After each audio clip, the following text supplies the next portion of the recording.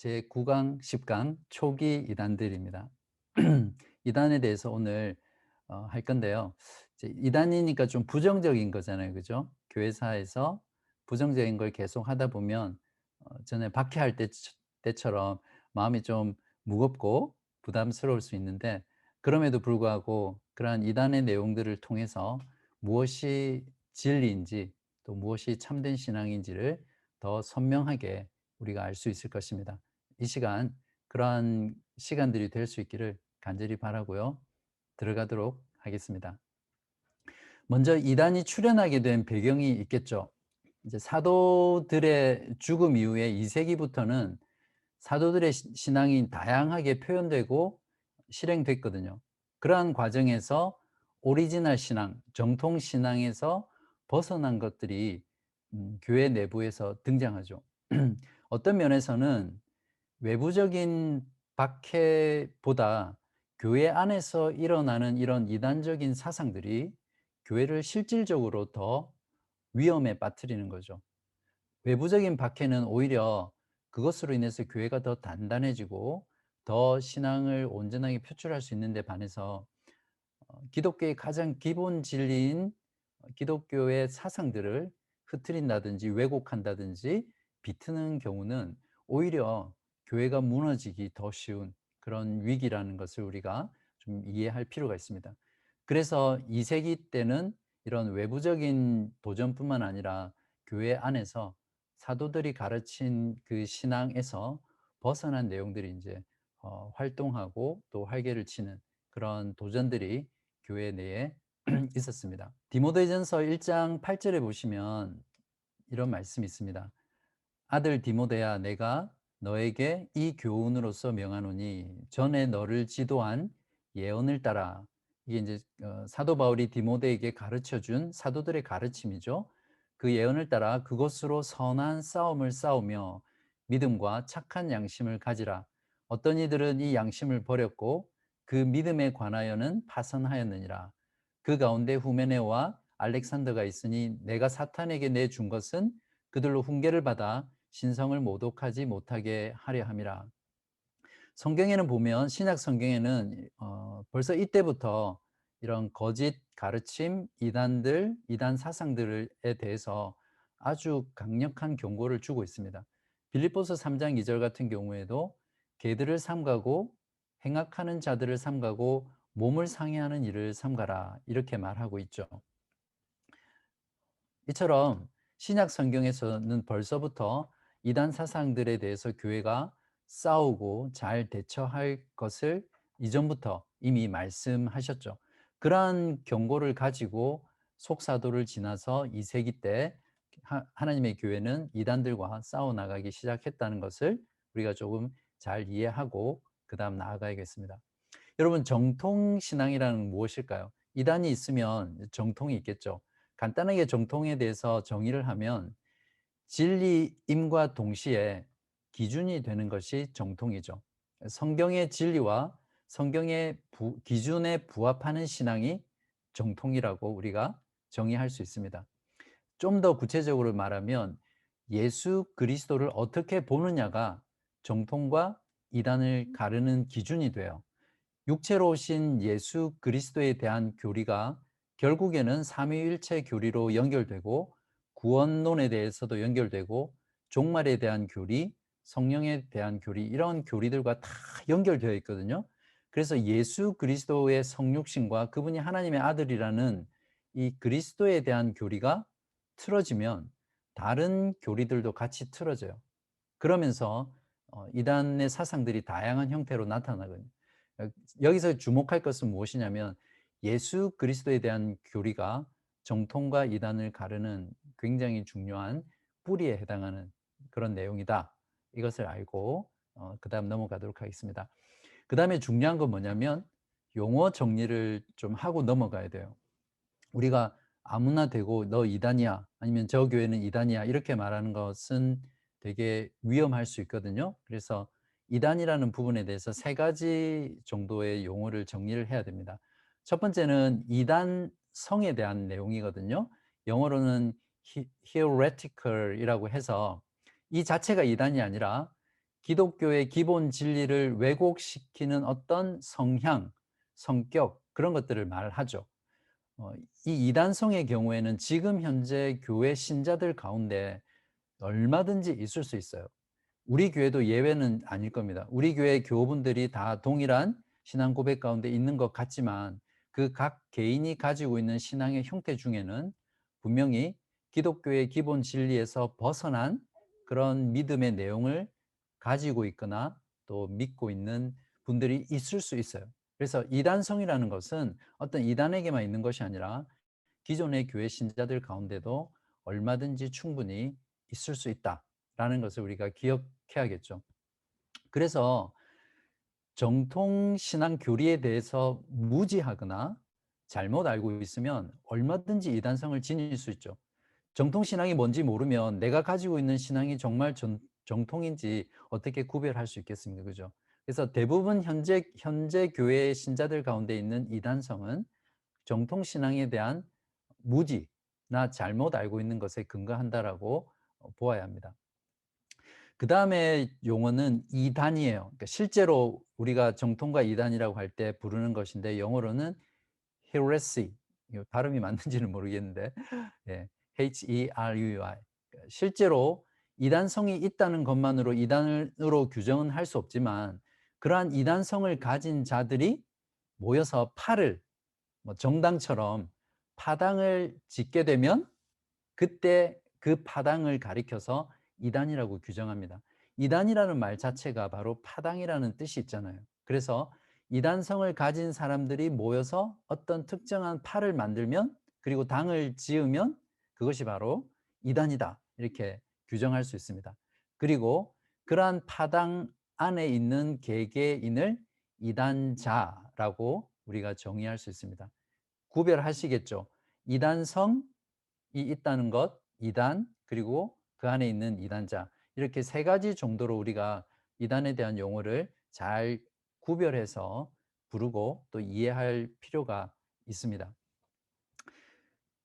그다음에는 이원론에 대해서 제가 말씀을 드리려고 하는데요.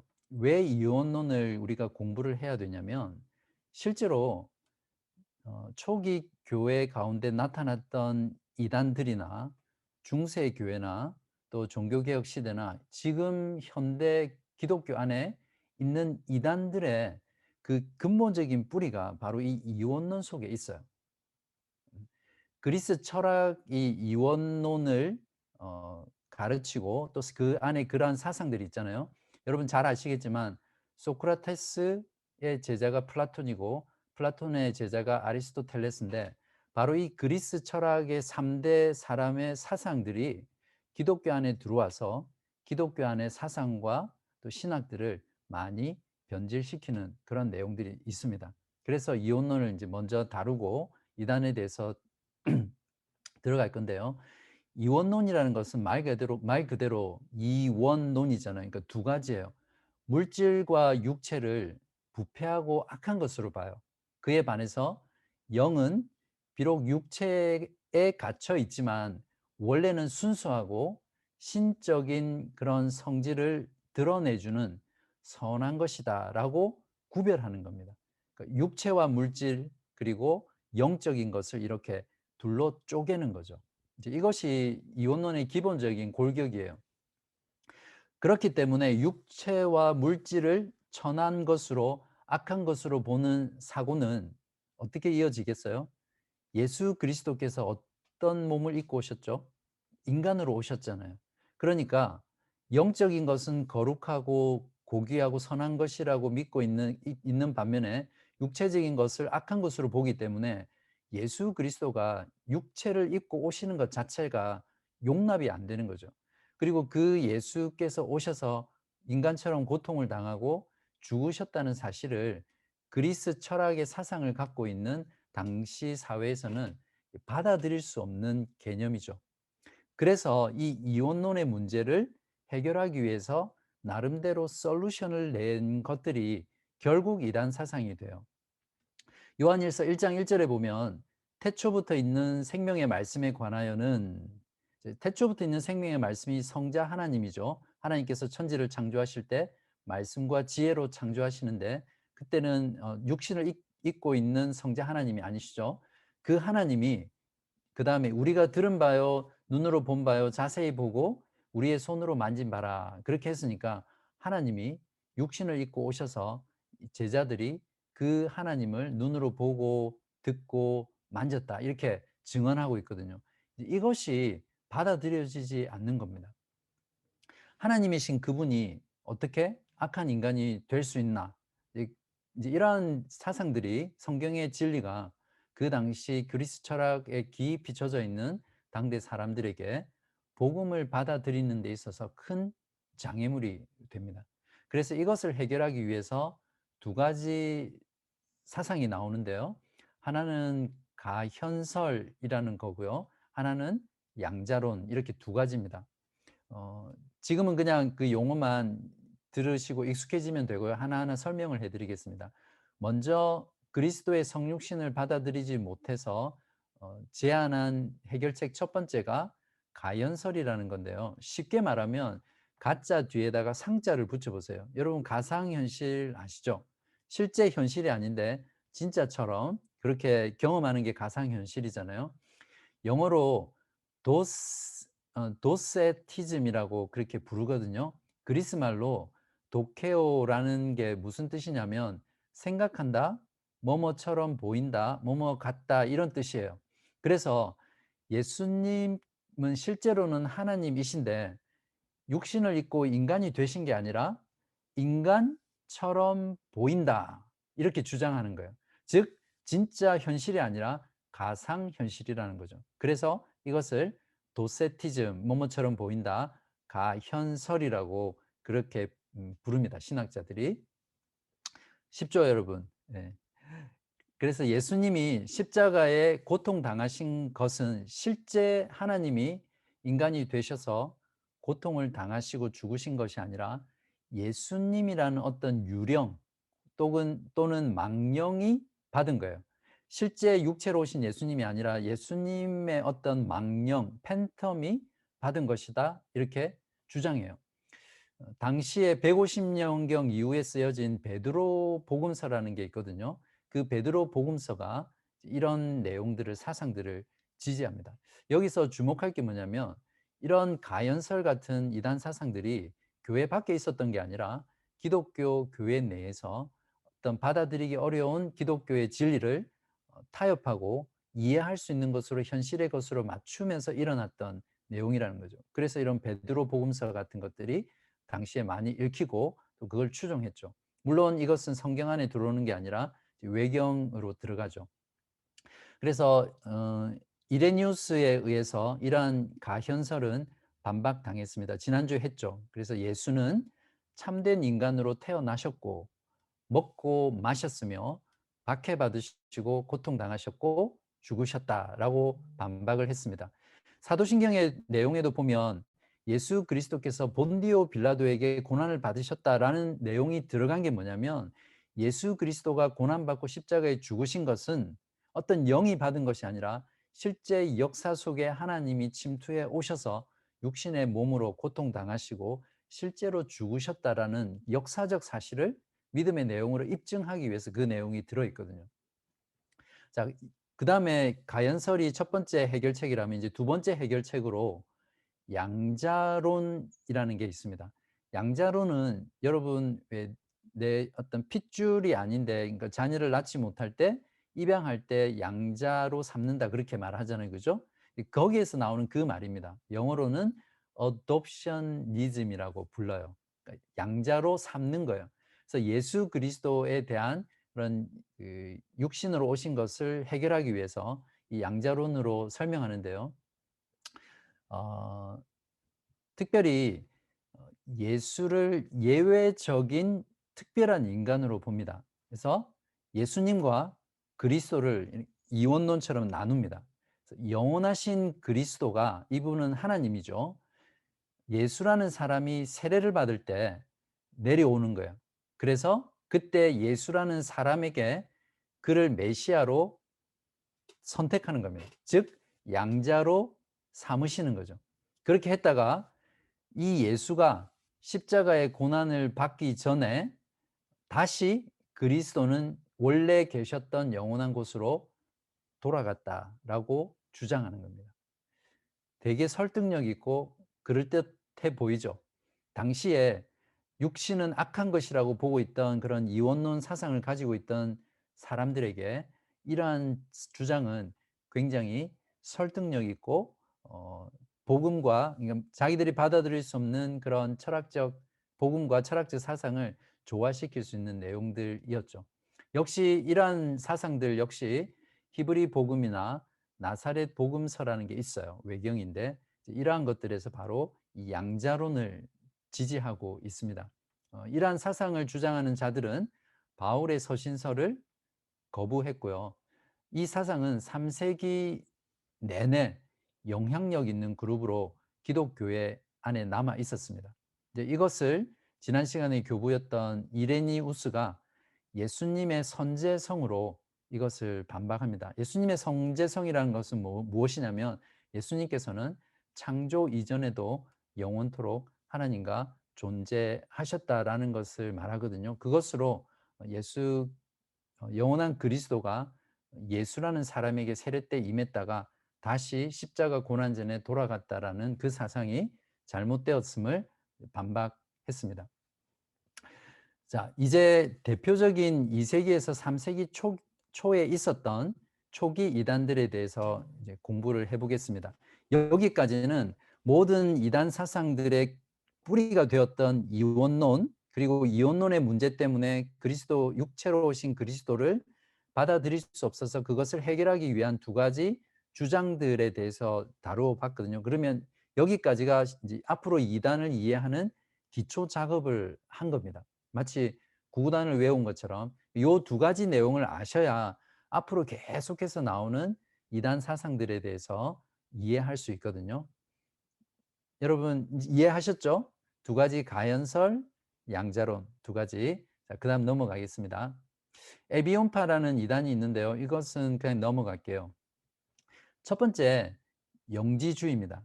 여러분 영지주의 많이 들어보셨죠? 잘 아시고. 그리고 신약 성경에 나오는 대부분의 이단들이 바로 이 영지주의예요. 2세기 중반에 기독교회 가운데 가장 큰 도전이 된 이단 사상입니다. 핵심적인 내용은 이원론하고 굉장히 유사한데요. 물질 세계로부터 구원을 받는 수단이 뭐냐면 바로 지식이라는 거예요. 지식을 영어로 knowledge라고 그러고 헬라어 말로는 gnosis라고 말하거든요. 그래서 영지주의를 gnostic 이렇게 불러요. 그러니까 어떤 그 영적인 지식이 있는데 그 영적인 지식이 우리 인간을 물질 세계로부터 구원해 준다. 이런 사상들이죠. 이러한 인기 있는 영지주의의 교사들 중에는 이제 두 사람이 바실리즈라는 사람하고 로마를 근거로 한 발렌티우스라는 사람이 있었는데요. 2세기 중반에 활동했던 사람입니다. 여기서 발렌티우스라는 영지주의 교사는 탁월한 설교가였어요. 설교를 얼마나 잘했는지 모릅니다. 설교를 잘하니까 그만큼 이러한 잘못된 이단 사상을 기독교 안에 굉장히 많이 퍼뜨릴 수 있었고 누구보다도 큰 해를 끼친 인물이죠. 그런 면에서 설교를 잘하는 설교가가 바른 정통 신앙을 가지는 건 굉장히 중요하죠. 자, 그러면 영지주의의 사상에 대해서 조금 더 자세히 알아볼게요.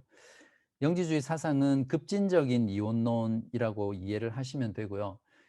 우주 가운데는 그러니까 신이라는 존재가 두 개가 있다라고 그렇게 말합니다. 하나는 세상과 물질을 창조한 악한 신이에요.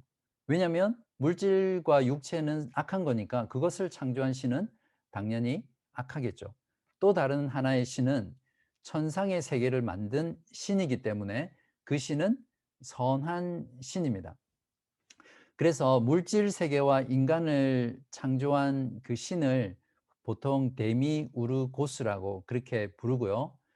구약 성경에 나오는 하나님이 바로 천지를 창조하시고 인간을 창조하신 하나님이니까 악한 물질 세계와 인간을 창조하셨잖아요. 그래서 구약의 하나님을 악한 신이라고 그렇게 주장해요. 이 영지주의의 구원론은 구원이라는 개념이 사악한 육체, 즉 물질 세계로부터 벗어나서 선한 신적인, 그러니까 선한 신이신 그런 신적인 신격애로 나아가는 것이 구원이다, 이렇게 부릅니다. 이렇게 봅니다. 이건 마치 불교의 어떤 열반에 들어가는 것이라든지 해탈하는 것과 굉장히 비슷해요. 그래서 구원이라는 것을 이 육체라는 감옥에서 탈출하는 것이다, 이렇게 봤죠. 이 영지주의자들은 구원을 그리스도를 통해서 나온다라고 주장했습니다. 여기까지 보면 맞는 것 같아요. 그런데 그리스도가 조금 특이해요. 그리스도가 어떤 특정한 사람에게 이 특별한 지식, 그러니까 구원을 줄 수 있는 특별한 지식과 영감을 특정한 사람에게 주어서 그 사람으로 하여금 영적인 세계로 돌아가게 한다는 겁니다. 그것이 그리스도라는 존재가 구원을 하는 방식이에요. 비슷한 것 같은데 완전 성경이 말하는 구원론과 다르죠. 이런 사상을 가지고 있으면 살아가면서 두 가지 방식의 형태로 빠지게 되는데, 하나는 극단적인 금욕주의적 삶을 살겠죠. 육체는 악하고 부패하고 없어져야 될 것이라는 생각이 있으니까 이 육체를 막 괴롭히는 거예요. 우리가 전에 설교 시리즈 했던 골로새서 2장에도 보면 그런 금욕주의를 철저하게 배격하는 내용이 나오잖아요, 사도 바울이. 바로 그러한 금욕주의에 빠지게 됩니다. 또 하나 다른 삶의 형태는 무엇이냐면 도덕률 폐기라고, 폐기주의라고 부르는데 조금 쉬운 말로 율법 폐기론자예요.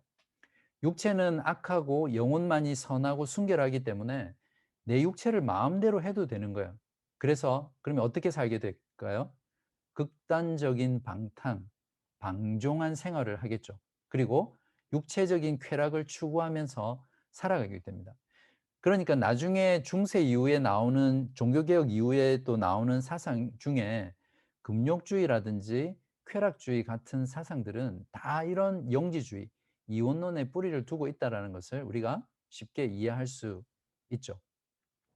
그 다음에 여기서 우리가 주목해야 될 게 뭐냐면 이 특별한 지식, 영적인 지식, 구원을 주는 이 지식을 소유한 여부에 따라서 사람들이 분류가 됩니다.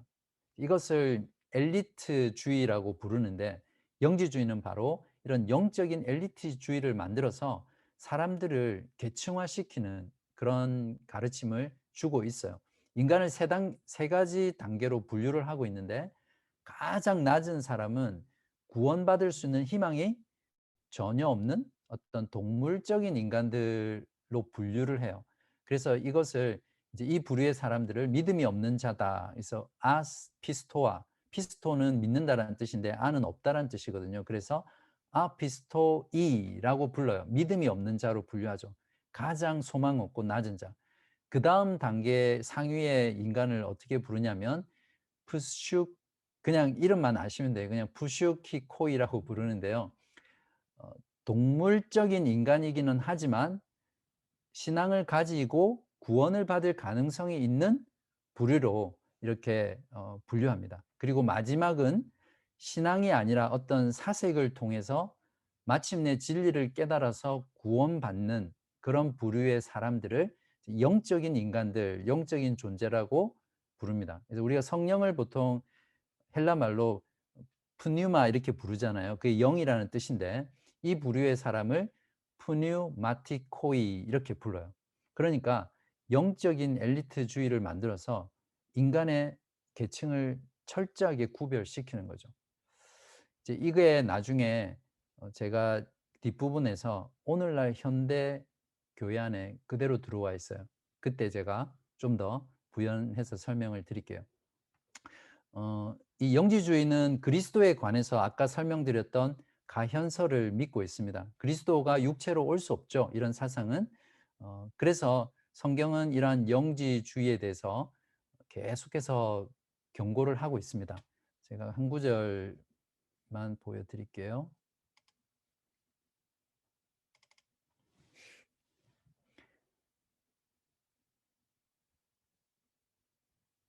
빨리 안 뜨네요. 음. 자, 요한일서 4장 1 절에서 3절 나중에 보시고요. 요한2서 1장 7 절을 읽어 볼게요. 미혹하는 자가 세상에 많이 나왔나니 이는 예수 그리스도께서 육체로 오심을 부인하는 자라. 이런 자가 미혹하는 자요 적 그리스도니. 이렇게 성경은 단호하게 예수 그리스도께서 육체로 오신 걸 부인하는 이런 영지주의나 이원론은 적 그리스도라고 단호하게 지적하고 있습니다. 자, 그러면 이 영지주의가 현대 교회에 미치고 있는 영향이 어떤 건지 제가 말씀을 드릴게요.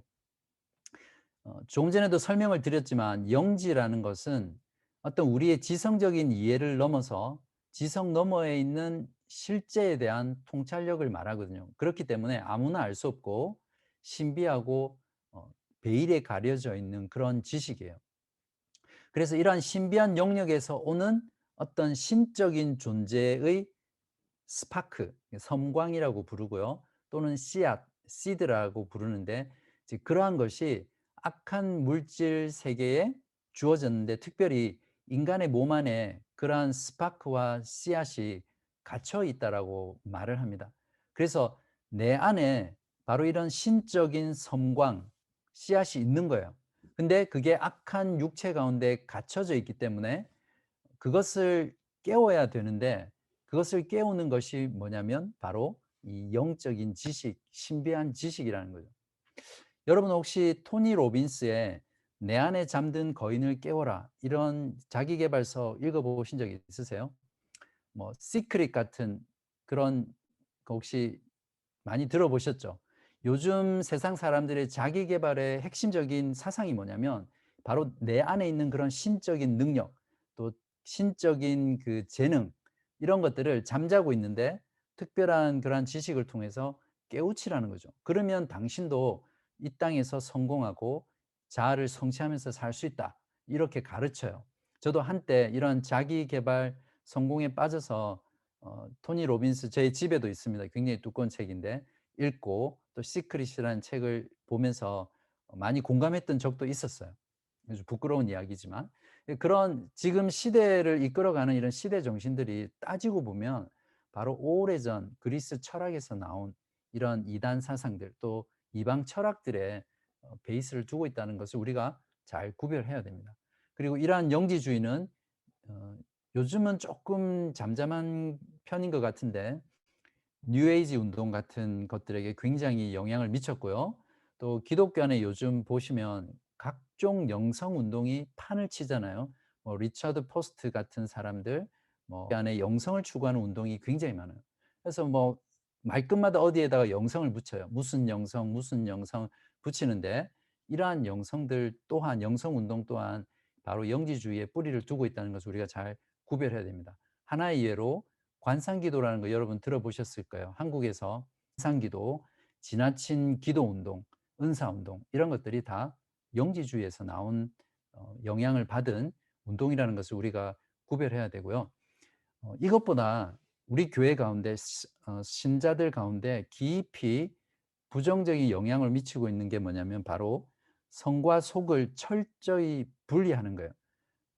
교회와 관련된 종교적인 일은 거룩한 것, 성적인 그러니까 성스러운 것이고 세상의 일, 또 직업, 공부 이런 것들은 세상적인 것이니까 그냥 속한 거예요. 그래서 성과 속을 나누어서 교회에서는 거룩하게 성경대로 살고 나머지 6일 동안 세상에서는 세상의 방식대로 살아가는 이런 철저한 분리된 삶이 바로 이원론에 근거한 신앙이라는 거예요.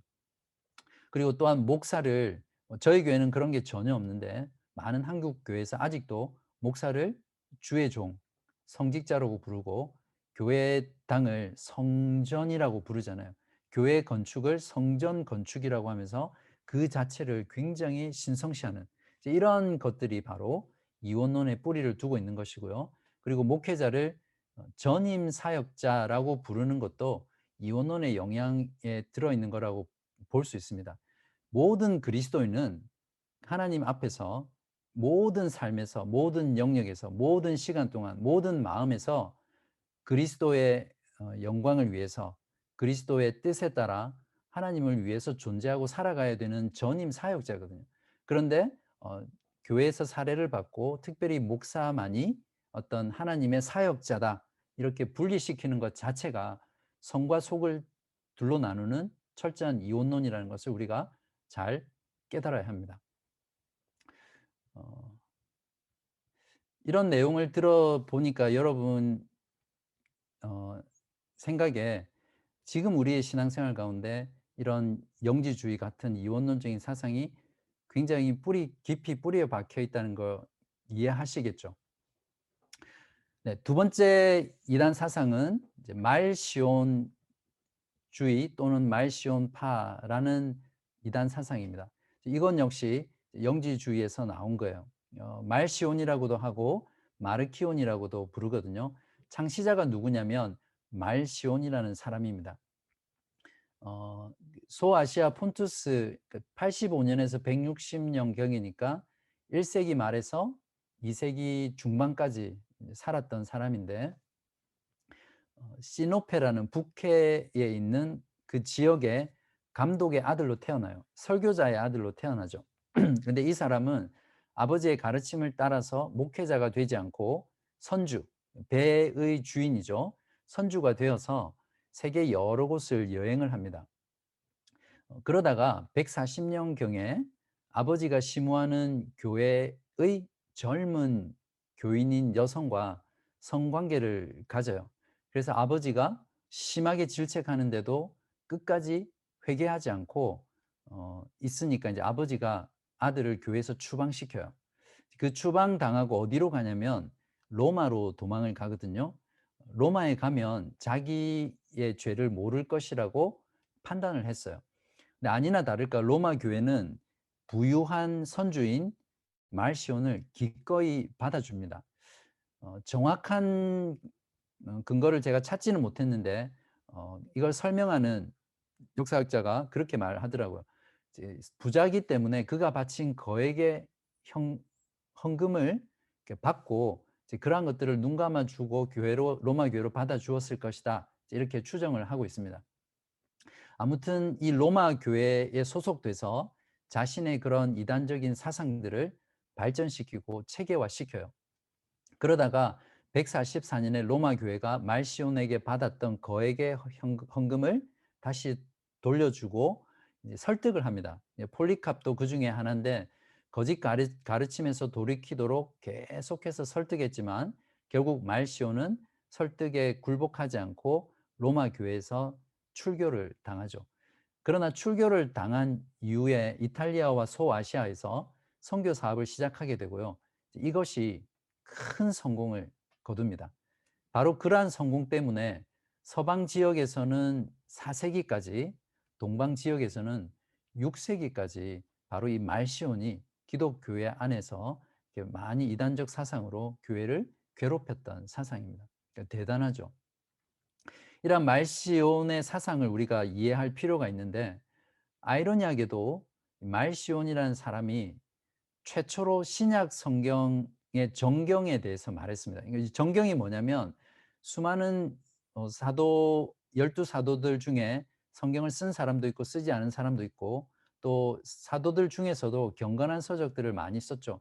그 당시에 수백 개의 그러한 경건한 서적들 중에 어떤 것이 하나님의 감동으로 쓰여진 하나님의 말씀인지를 정하는 것이 정경인데 말시온이 신약 성경의 정경에 대해서 최초로 말을 했습니다. 그리고 십자가를 강조했기 때문에 기독교적인 영지주의다 이렇게 불러요. 그러니까 사상이 되게 기독교적인 영지주의죠. 이방 철학이 아니라. 이 말시온은 하나님에 대한 두 가지 개념을 가지고요. 이원론의 사상에 따라서 구약의 하나님을 거부합니다. 그리고 신약의 하나님은 예수로 표현되는 선한 하나님이라고 생각하면서 신약의 하나님만을 받아들이죠. 구약의 하나님은 열등한 존재, 공의의 하나님이기 때문에 사랑이 없는 그런 악한 하나님이다. 이렇게 보고 구약 성경을 다 버립니다. 구약 성경은 하나님의 감동으로 된 정경이 아니다.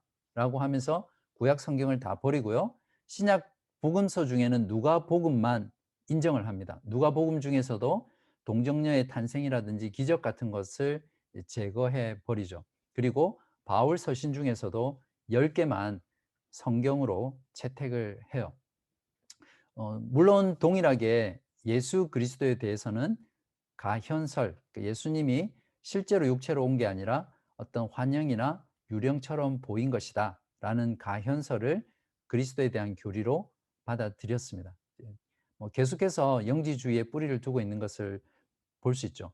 이들의 삶이 어떠했는지를 우리가 보면 또 중요한 이해를 할 수 있는데요. 세상을 악한 것으로 보았기 때문에 모든 세상적인 욕망과 욕구를 부정했어요. 그래서 성만찬을 할 때는 포도주를 마시지 않았어요. 왜냐하면 포도주가 육체적인 쾌락을 자극할 수 있기 때문에 성찬식에서 물만 마셨어요.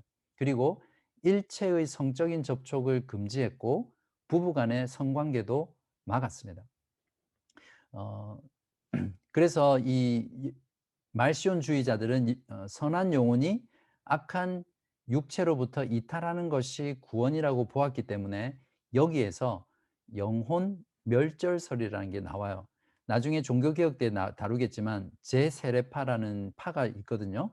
그 제세례파에 영향을 미치고요. 최근에는 안타까운 것이지만 존 스토트라는 복음주의 신학자 겸 목회자가 바로 이 영혼 멸절설을 나중에 주장하게 되죠. 이러한 사상들이 다 이단의 사상들, 과거에 이런 부분들에 뿌리를 내리고 있다는 것을 우리가 이해해야 되겠죠. 그런데 이제 이러한 그 말시온주의 이단의 긍정적인 요소가 있어요. 그게 뭐냐면 자기 나름대로 정경을 만들었잖아요. 그러다 보니까 정통 교회에서 이대로 있으면 안 되겠다라는 그 위기감을 느끼고 이때부터 기독교의 진영 안에 진짜 하나님의 감동으로 된 하나님의 말씀인 정경을 채택하는 작업들을 시작해요. 이제 그렇게 하다가 나중에 다음 시간쯤에 다루겠지만 아타나시우스와 칼케톤 공회를 통해서 신약 성경 27권이 하나님의 말씀으로 채택되는 그러한 일들이 일어나죠. 그러한 것들을 보면 결국에는 기독교, 우리가 지금 공부하고 배우고 또 믿음으로 고백하고 있는 기독교 신학은 이단에 대응하면서 발전했고 더욱 정교하게 다듬어졌고 체계적으로 구축이 된 거죠. 그런 면에서 이단이 없다면 지금 우리가 누리는 성경과 신학에 대한 풍성한 이해나 정통 신학에 대한 구축은 없었을 것입니다. 그러니까 이단이 교회 내에 일어나서 교회를 괴롭힌 반면에 오히려 그것을 대응하는 과정에서 이런 놀라운 유익들, 은혜들을 누린 걸 보면 하나님의 섭리가 우리가 정확하게 이해할 수는 없지만 얼마나 위대하고 놀라운지 다시 한번 볼 수 있죠. 그래서 우리가 삶 가운데 부정적인 면을 만난다 하더라도 또 교회사적으로도 염려가 되고 걱정되는 일들이 일어난다고 하더라도 우리는 하나님의 이러한 섭리를 신뢰한다면 언제나 하나님께서 인도해 가시는 그 선하심들을 더욱더 확신하면서 신앙생활 할 수 있을 것입니다. 이러한 말시온주의는 나중에 지난 시간에 했죠. 오리겐의 금욕주의에 영향을 미쳐서 오리겐이 자신의 생식기를 거세하는 그런 일들을 하게 되고 나중에는 카톨릭의 사제들이 독신주의를 조장하잖아요. 그래서 결혼을 안 하는데 이제 그러한 것들에 영향을 미치고요. 또 지금 한국 개신교 내에 기도원 운동이라든지 영성 수련원 운동이라든지 이런 것들에 많은 영향을 지금까지도 미치고 있다. 이렇게 보시면 되겠습니다. 몬타나스 주의는 제가 양을 좀 많이 준비했어요. 왜 그러냐면 지금 현대 교회에 가장 밀접한 관련이 있기 때문이에요. 영어로 몬타니즘이라고 부르는데요. 2세기 후반 브리기아라는 지역에서 시작됐습니다. 묵시적이라는 것은 종말에 대한 예언을 말합니다. 묵시적이고 예언적인 성령 운동이라고 이해를 하면 되는데요. 어떤 무아지경에서 뭔가를 분출하는 그런 형태의 이원론적인 이단 사상이에요.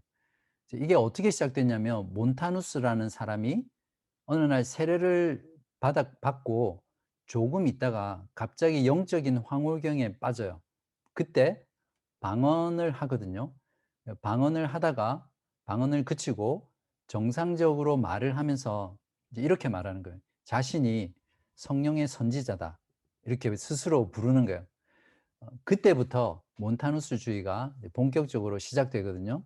그래서 몬타누스주의는 성령의 역사라든지 신비적인 체험을 강조해요. 물론 여기서 성령의 역사라는 것은 정말 성령의 역사라고 보기 어렵죠. 그들이 생각하는 그런 신비적인 체험을 성령의 역사라고 주장하는 거죠. 몬타누스가 주장한 사상들을 우리가 잘 이해할 필요가 있는데요. 음, 자기 스스로 기존 교회의 잘못된 것에 반대해서 참된 기독교를 지키는 인물로 봤어요. 자화자찬이죠. 그렇기 때문에 예수님께서 약속하신 보혜사 성령이 있잖아요. 내가 어 가면 너희들에게 성령을 보내주겠다고 약속하셨는데 바로 그 보혜사 성령이 자신에게 임했다라고 주장하는 겁니다. 그렇기 때문에 자신을 성령의 영감된 계시를 받는 도구다 이렇게 보는 거예요. 심지어는 그런 주장 때문에 우리가 세례를 줄 때 성부와 성자와 성령의 이름으로 세례를 주노라 삼위일체 이름으로 주잖아요. 이렇게 세례를 줘요. 성부와 성자와 몬타누스의 이름으로 세례를 주노라라고 세례를 줬어요. 그러니까 누미디아라는 지방에 발견된 비문에 이러한 내용들이 나옵니다. 또한 몬타나스 주의는 성경의 계시가 종결됐다라고 인정하지 않고요. 여전히 자기 같은 사람들을 통해서 계속해서 특별 계시가 주어진다라고 주장하는 거죠. 이 사람이 주로 어떤 일을 했냐면 설교를 해요. 설교를 할 때 이런 표현이 맞는지 모르겠지만 신이 내리는 거예요. 그러니까 성령의 계시를 받는 거예요. 그러면 자신이 마치 하나님인 것처럼 1인칭으로 말을 합니다. 제가 이건 슬라이드를 보여드릴게요. 자, 나는 아버지와 아들과 보혜사이다. 자신이 성령이라는 거죠. 전능하신 아버지 한 분만 계시니 그분이 자신을 그리스도 안에서 아들로 계시하시며 몬타누스의 입을 통하여 이제 요한복음에서 말씀한 보혜사로서 자신을 알리신다. 어떠세요? 좀 황당하죠? 그런데 많은 사람들이 여기에 쏠린다는 거죠.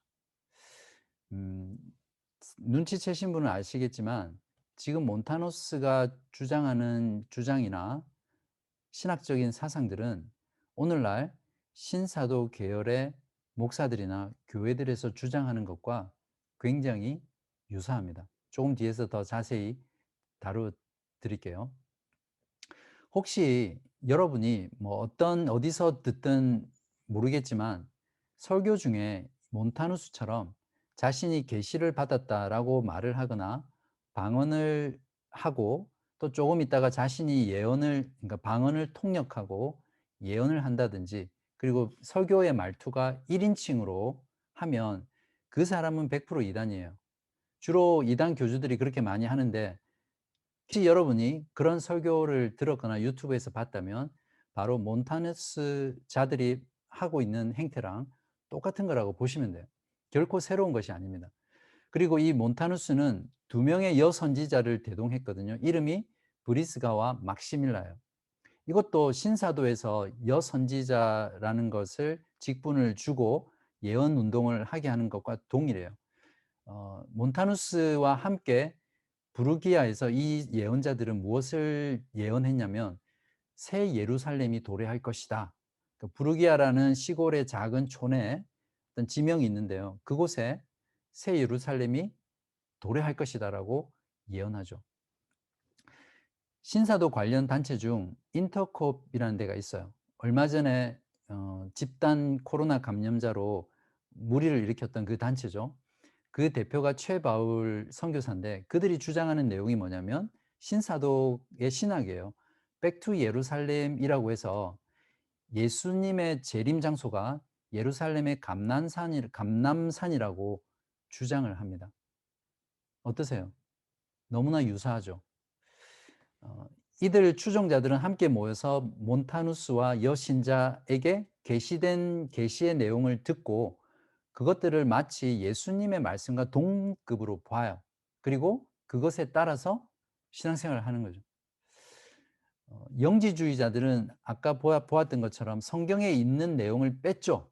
구약 성경을 다 없애버리고 복음서에서도 삼복음서는 다 빼버리고 동정녀의 탄생이라든지 기적을 다 제거해버리잖아요. 바울 서신도 10개만 채택하고, 이게 영지주의자라면 몬타누스주의자들은 성경의 계시에다가 추가하는 거예요. 요한계시록의 마지막에 저주를 선포하는 그 내용처럼 누구든지 1.1핵이라도 더하거나 빼면 저주를 받는다고 했는데, 이들은 이제 더하는 운동이에요. 그래서 새로운 예언 운동이다라고 스스로 자칭했죠. 이제 아이러니하게도 이제 이 부류의 사람들은 대단히 도덕적이고 윤리적인 사람들이었어요. 순교를 영웅시했고요. 잦은 금식을 했습니다. 그리고 그리스도의 재림이 임박했기 때문에 극단적으로 자기 부정을 외쳤습니다. 심지어는 가정과 남편을 버리고 바로 예수님이 재림한다라는 페주지와 티마움이란 마을에 들어와서 거기서 함께 살도록 권하는 거죠. 이것을 뭐라고 부르죠? 시한부 종말론이라고 그러잖아요. 한국에서 다미성교회가 한때 무리를 일으켰던 그런 거하고 굉장히 비슷합니다. 또한 성적인 순결을 강조하고요. 재혼을 금지했습니다. 많은 사람들이 바로 이러한 도덕적인 탁월함, 또 윤리적인 삶 때문에 이러한 이단들의 매력을 느끼고 끌렸던 겁니다. 그래서 우리가 되게 조심해야 될 게 뭐냐면, 어떤 교회나 목회자를 볼 때 그 사람이 너무 거룩하고 도덕적으로 뛰어나게 사는 것 같잖아요. 그러면 그 사람이 말한 것을 일단 신뢰하게 됩니다. 그러면 자기도 모르게 그러한 잘못된 사상에 빠질 수 있습니다.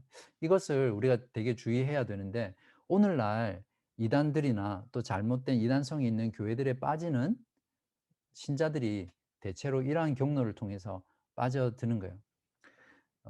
심지어는 지난 시간에 말씀드렸잖아요. 터툴리안이 바로 이러한 몬타나스주의자들의 도덕적인 순결과 거룩함 때문에 매력을 느끼고 말기에 이 몬타누스주의에 또 빠지게 되는 그런 오류를 범하게 되죠. 그리고 감독의 권위를 이제 요즘처럼 목사라든지 또 그런 교회 지도자 장로들의 권위를 좀 부정하는 시대잖아요. 그래서 그때도 마찬가지였던 것 같아요. 감독의 권위를 인정하지 않고 교회의 임명과 안수를 통해서 그런 권위가 세워진다, 이런 주장들을 거부했습니다. 그냥 성령에 의해서 직분이 주어지는 거죠. 그러니까 그 당대의 기존 질서와 권위 의식에 반대함으로써 오히려 많은 사람들에게 매력적인 사상으로 인정된 거죠. 또한 여기서 이원론에서 나오는 영적인 엘리트 의식이 나오는데요. 보세요. 성령의 은사에 참여하지 못한 자들은 교회의 일원이 못 됐거든요. 그래서 성령 세례를 강조하면서 방언이라든지 예언의 은사라든지 입신이라든지 신비한 체험을 한 사람은 신앙이 좋은 사람, 그러니까 영적으로 엘리트예요. 그리고 그것을 체험하지 못한 사람은 교회 내에서도 멤버가 되지 못할 뿐만 아니라 멤버가 됐다고 하더라도 아주 신앙적으로 낮은 사람으로 분류하게 되죠. 이러한 것이 몬타누스주의의 강조점인데, 이것도 오늘날 은사주의 교회라든지 은사주의 교회라든지 이제 이런 곳에서 방언이라든지 예언이라든지 또 체험이라든지 성령 세례를 받지 못하면 마치 신앙이 없거나 믿음이 약한 자로 분류하고, 또 그것을 가진 사람을 숭상하잖아요. 그리고 그런 사람들한테 기도받으려고 하고, 그러한 모든 모습들이 이 몬타누스주의에서 말하고 있는 이단 사상과 결코 다르지 않다라는 것을 우리가 잘 이해해야 됩니다. 이 몬타누스주의의 영향이 굉장히 큰데요. 나중에 소아시아부터 로마까지, 그리고 북쪽의 고을이라는 GAUL이라는 지역과 남쪽에 있는 북아프리까지 굉장히 광범위한 지역으로 이 몬타나스주의가 영향을 미쳤습니다. 지난 시간에도 이레니우스가 리옹이라는 데 부임해서 보니까 전부 다 몬타누스주의였고 심지어는 로마 감독까지 몬타누스주의라고 했던 내용 기억나시죠? 어 오늘날 현대 오순절 교회들 중에 몬타누스파들이 오순절 운동의 조상이라고 주장하는 그룹들이 있습니다. 나중에 아마 연말쯤에 가서 현대 부흥운동이라든지 오순절 운동이라든지 그런 것들 다룰 때 좀 더 자세히 다루겠지만 현대 오순절 교회와 이 몬타누스주의자는 유사한 부분이 많죠. 그래서 그들의 조상을 몬타누스주의자들이다 이렇게 주장하는 그룹들도 있습니다. 어 음 그렇지만 여기서 구별할 게 뭐냐면 제가 보기에는 오늘날 신사도 계열의 교회나 또 오순절 제가 모든 오순절 교회를 말하는 게 아니라 특별히 이러한 사상들이 많이 나타나는 교회가 있다면 특히 미국에 있는 오순절 교회들 가운데 많이 나타나 있는데요. 오순절 교회는 거의 대부분 번영 신학을 강조하잖아요. 이 시드니에 있는 힐송 처치도 카리스마틱 처치라고 해서 오순절 계열의 교회인데 번영 신학을 굉장히 강조합니다. 저도 3 개월 정도 다녀봤거든요, 옛날에. 어 정말 번영 신학을 가르쳐요. 그런데 이 당시에 몬타누스 주의자들은 번영 신학을 가르치지 않았어요. 오히려 철저한 금욕주의와 도덕적으로 순결한 삶을 강조했기 때문에 어떤 면에서는 오늘날 신사도 계열이나 오순절 그런 그 번영 신학을 가르치고 또 그런 은사 중심의 것들만을 하는 교회들과 비교해 보면 오히려 그때의 교회가 더 삶에 있어서는 더 온전했다라고 볼 수 있는 거죠. 어 그래서 이 특별히 현대 교회에 미친 영향 중에 가장 큰 것은 신사도 운동의 뿌리와 기원이 됐고요. 한국 교회를 가장 병들게 하고 있는 이단 사상과 어 스 신학이 뭐냐면 바로 이 신사도 운동이에요. 그러한 것에 깊이 영향을 미쳤다고 볼 수 있죠. 잠깐 신사도 운동의 내용들을 비교하면서 보죠. 신사도 운동의 계열의 경우에는 지금은 피터 와그너라는 사람에 의해서 신학적으로 탄탄하게 자리를 잡고 있어요. 바로 신학적으로 백그라운드가 받쳐주기 때문에 오늘날 현대 교회 가운데 많이 들어올 수 있는데 직통 계시를 말합니다. 그래서 지금도 사도가 여전히 존재한다는 거예요. 그래서 신사도잖아요. 새로운 사도. 12 사도로 사도직이 끝나는 것이 아니라 그 사도직을 계승해서 지금도 하나님께 직통으로 계시를 받는 사람이 누구냐면 바로 신사도들이라는 거예요. 그래서 방언이라든지 예언 같은 활동을 하죠. 또한 선지자들도 선지자라는 직분도 지금도 여전히 존재하고 그 선지자직이 계승됐다라고 말합니다. 그래서 그 선지자들도 새로운 예언을 하게 되는 거예요. 그래서 신사도 운동을 New Prophecy라고 해서 새로운 예언 운동이라고도 부르는 이유가 바로 그런 것에 있습니다.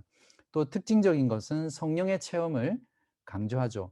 방언이라든지 성령 춤, 그리고 찬양, 방언 찬양, 입신, 쓰러짐, 금가루, 향기, 웃음 방언, 짐승 소리, 책상 밑에 기어다니는 것 이런 그 현상들을 집회 때 강조하고 또 경험합니다. 그리고 이 신사도는 영적인 엘리트주의를 조장합니다. 들어보셨는지 모르겠지만 주의 신부, 주님의 군대, 요엘 군대 사상 뭐 이런 내용들이에요. 그러니까 어떤 영적인 엘리트가 있어서 그들이 마지막 때에 그들의 중보 기도를 통해서 재림을 앞당기고 또 영적인 그 악한 영들을 쫓아내고 하나님의 나라를 도래하게 한다라는 그런 잘못된 엘리트주의 중보기도 사상이죠. 한국에서 대표적으로 이홍희 교수라는 사람이 있어요.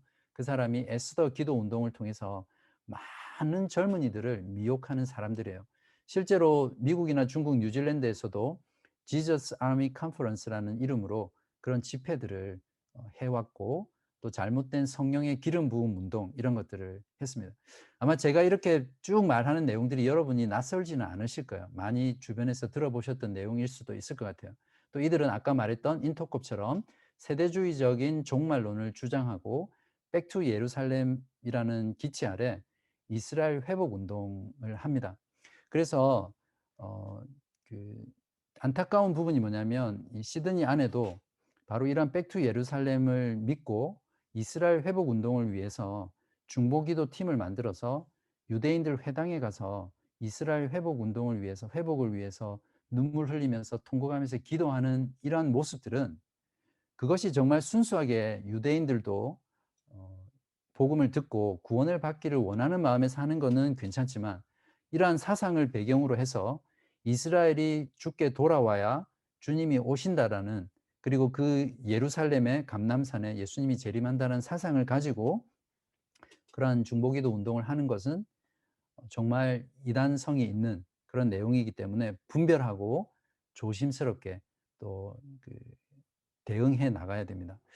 제가 여러분의 그 분별을 위해서 몇 가지 그 단체들을 예를 들어 드릴게요. 자, 대표적인 단체는 그 비성경적인 중보 기도와 찬양 운동을 하는 다윗의 장막이라는 거 혹시 들어보셨는지 모르겠는데 24/7, 그러니까 24시간 7day, 그러니까 1년 12달 끊이지 않고 기도와 찬양을 중단하지 않는 단체예요. 그게 미국의 캔자스시티에 있는 IHOPE라는 단체예요.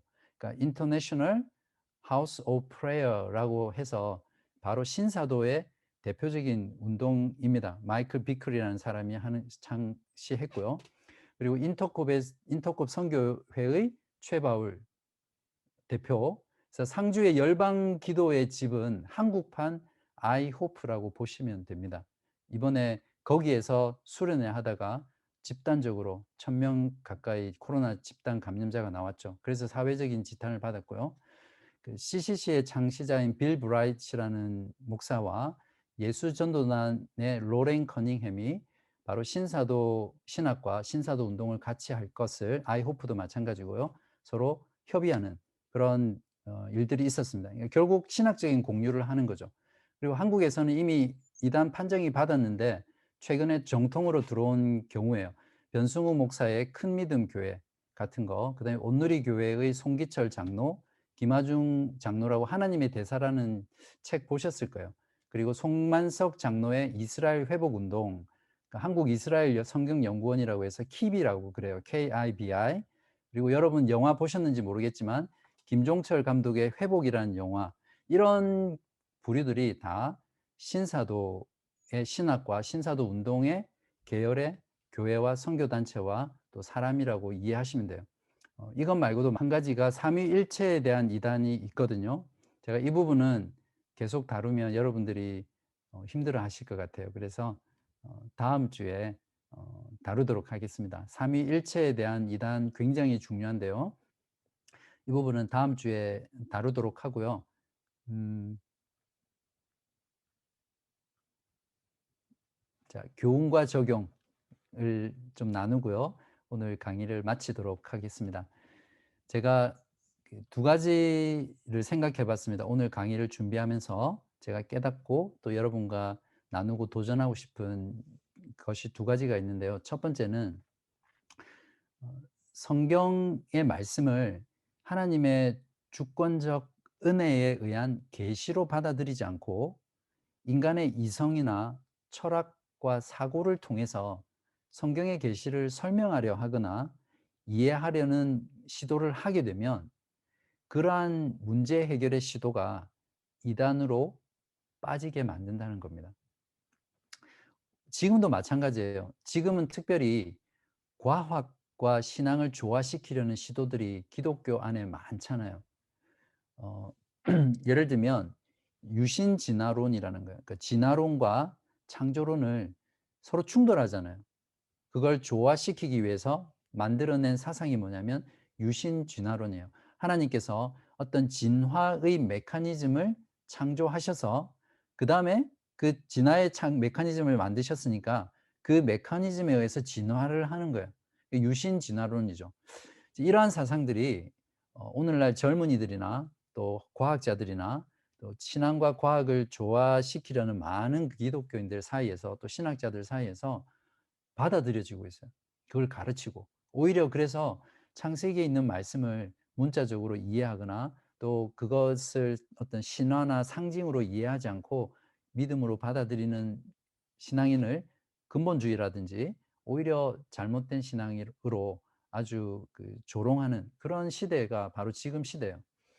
동성애라든지 낙태라든지 안락사의 문제도 마찬가지죠. 어 세상에서 가지고 있는 가치관과 성경적 가치관을 서로 조화시키려고 하는 거죠. 하나님의 말씀의 계시로 받아들이는 것이 아니라. 그래서 요즘은 페미니즘의 영향으로 하나님을 아버지라고 하지 않고 하나님, 어머님이라고 불러야 된다. 그런 주장도 많이 나오거든요. 그리고 진보주의 신학이라든지 열린 신학이라든지 이러한 것들은 오늘날 시대 정신과 또 과학과 신앙, 과학과 성경의 계시를 인간의 방법으로 이게 받아들여지지 않으니까 조화시키려는 시도에서 나오는 주장들이에요. 결국 이러한 것들이 우리가 오늘 살펴보았던 것처럼 이단성이 있는 사상으로 빠지게 만들고 굉장히 위험하게 되는 거죠. 그래서 그 성 어거스틴, 아우구스티누스의 영향을 많이 받은 안셀무스라는 사람이 있어요. 나중에 스콜라 철학자인데 중세할 때 다룰 겁니다. 이분이 이렇게 말을 했습니다. "나는 당신을 믿기 위해 이해하려고 하지 않을 겁니다. 나는 당신을 믿기 위해 이해하려고 하지 않을 겁니다. 그렇지만 저는 이해하기 위해서 믿겠습니다." 이해되시죠? 저는 이해하기 위해 믿겠습니다. 제가 믿기 전에는 이해할 수 없다는 것을 제가 믿기 때문입니다. 그러니까 복음이라는 것은 하나님의 지혜는 하나님께서 성령을 통해서 우리 마음 가운데 계시해 주셔야만 그 진리가 복음이 이해가 됩니다. 그래서 이 안셀무스가 말하는 이 스콜라 철학 대단한 철학자거든요. 이 사람이 이렇게 말을 했습니다. 참된 진리를 이해하려면 믿음이라는 것이 필요한다는 거예요. 믿음이라는 렌즈, 믿음이라는 수단을 통해서 그 수단을 통과해야만 우리가 참된 영원한 진리, 우리의 이성 넘어 있는 실제적인 존재, 실제에 대해서 이해할 수 있다는 거죠. 이것이 우리에게 시사해 주는 바가 굉장히 크죠. 그래서 우리가 이러한 것들을 통해서 가져야 될 태도는 뭐냐면 성경이 계시해 주는 바를 하나님께서 단번에 주신 믿음을 통해서 이해하고, 여기서 단번에 주신 믿음은 그냥 내 개인에게 준 믿음이 아니라 모든 믿는 자들이 공통으로 가지고 있는 동일한 믿음이에요. 유다서에서 그걸 말하고 있죠.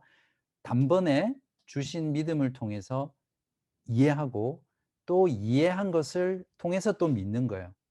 어, 믿음을 통해서 하나님의 진리와 하나님의 모든 창조와 또 십자가의 지혜를 이해하게 되면 그다음부터는 이해가 되는 거예요. 그 이해한 것을 가지고 또 믿게 되는 거죠. 그것을 통해 계속해서 선순환이 일어납니다.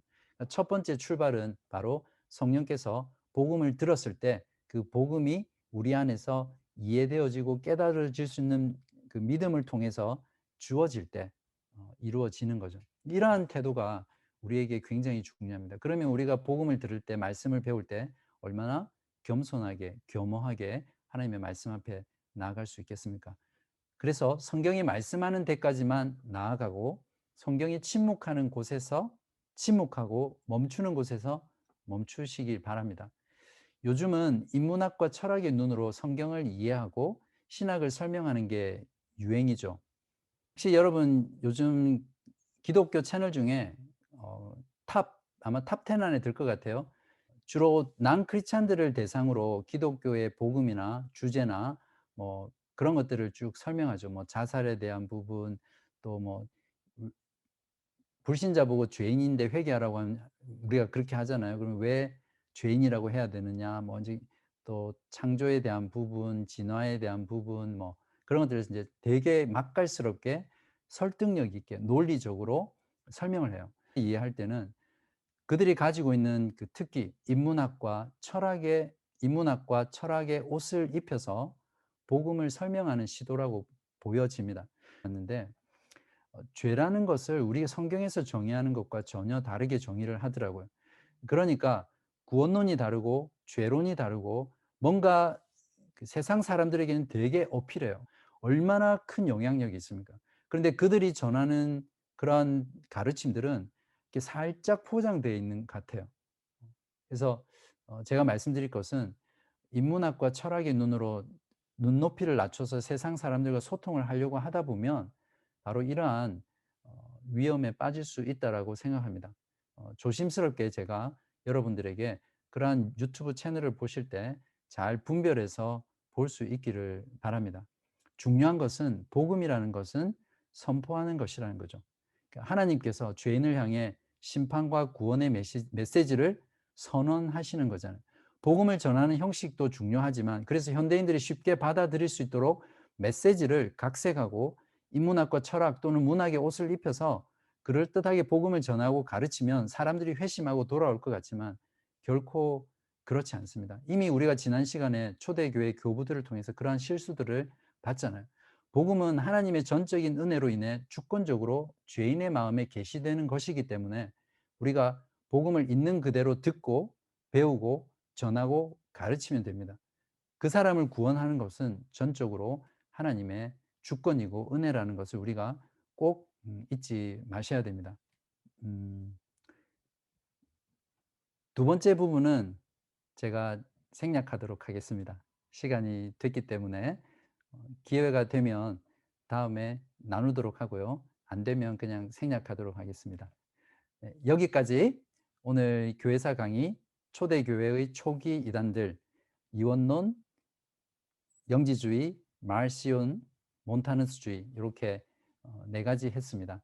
이상입니다. 여러분 수고하셨고요. 제가 기도하고 마치겠습니다.